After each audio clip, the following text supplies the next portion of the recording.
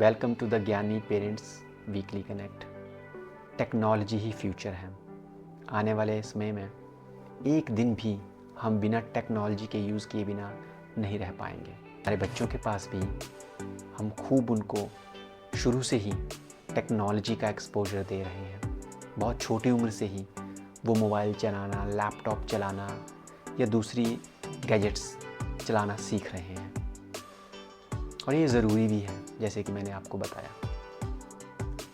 लेकिन जैसे हर सिक्के के दो पहलू होते हैं, उसी तरह से अगर टेक्नोलॉजी की कुछ अच्छाइयाँ हैं तो कुछ बुराइयाँ भी हैं। जैसे हम अपने बच्चों को घर से बाहर भेजते समय उनकी सिक्योरिटी का, उनकी सेफ्टी का ध्यान रखते हैं। वो कहाँ जा रहा है, किसके साथ जा रहा है, ये सब चीज़ें ध्यान रखते हैं। उसी तरह से जब वो घर के अंदर हो, अपने गैजेट्स के साथ, अपने मोबाइल के साथ, अपने लैपटॉप के साथ, तो बहुत ज़रूरी हो जाता है कि हम उस समय भी उसकी सिक्योरिटी का, उसकी सेफ्टी का ध्यान रखें। यानी कि आसान शब्दों में कहें तो बहुत सारे ऑनलाइन थ्रेट्स से अपने बच्चों को बचाने की ज़रूरत है, जैसे कि sexting, pornography, cyber bullying, social media से होने वाली एंजाइटी और डिप्रेशन।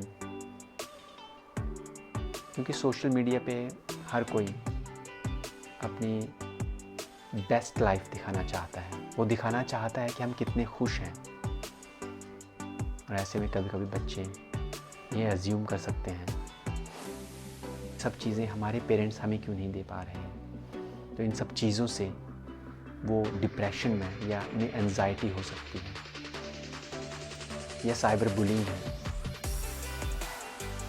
या फिर आपका ह्यूमन ट्रैफिकिंग है, और इस तरह के बहुत सारे ऑनलाइन थ्रेट्स टेक्नोलॉजी की वजह से हमारे घरों के अंदर ही हैं।